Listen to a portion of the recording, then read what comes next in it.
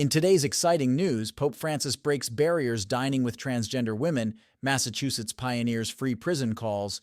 We've got 3 uplifting climate developments, 2 ancient cities unearthed in Bolivia, and a thrilling rescue of 41 Indian tunnel workers trapped for 17 days.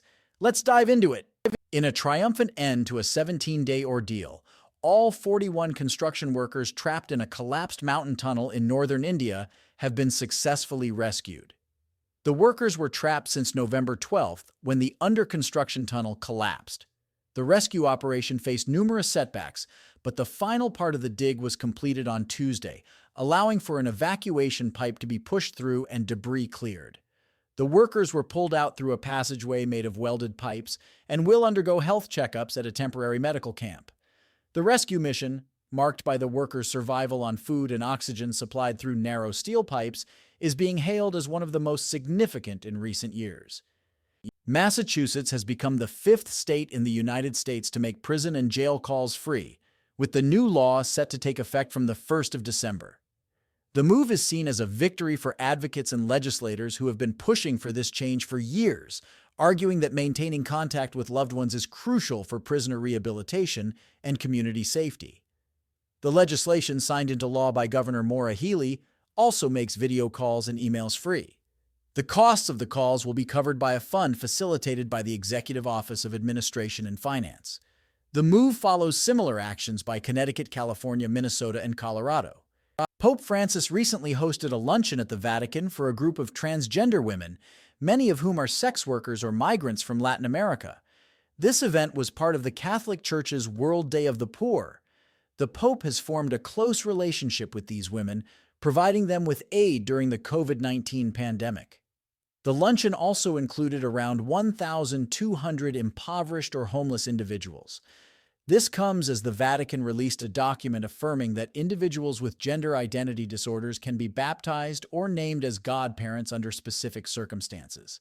However, the guidance specifies that this should not cause scandal or disorientation. The move has been praised by LGBTQ+ advocates despite some ambiguity in the ruling. 3 positive developments in the fight against climate change have been identified. Firstly, the global climate trajectory has improved since the Paris Agreement in 2015, with the world now on track for a 2.5 to 2.9 degrees Celsius rise by 2100, down from a projected 3.5 degrees Celsius.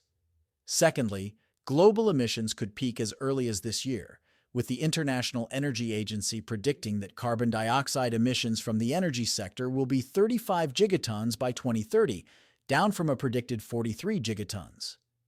Lastly, the rise of renewable energy technologies, particularly solar, wind, and electric vehicles, has significantly improved global warming estimates.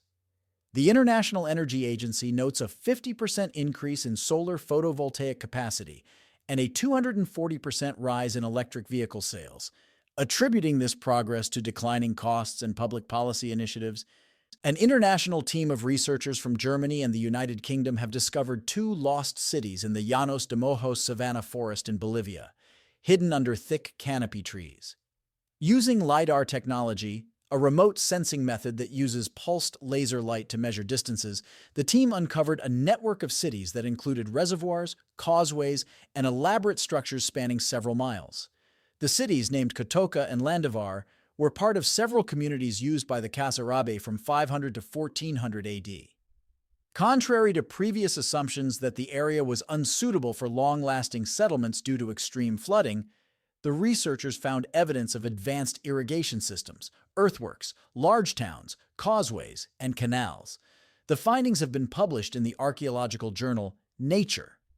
That's it for this week's fill of inspiring news. Let me know in the comments which story you liked best.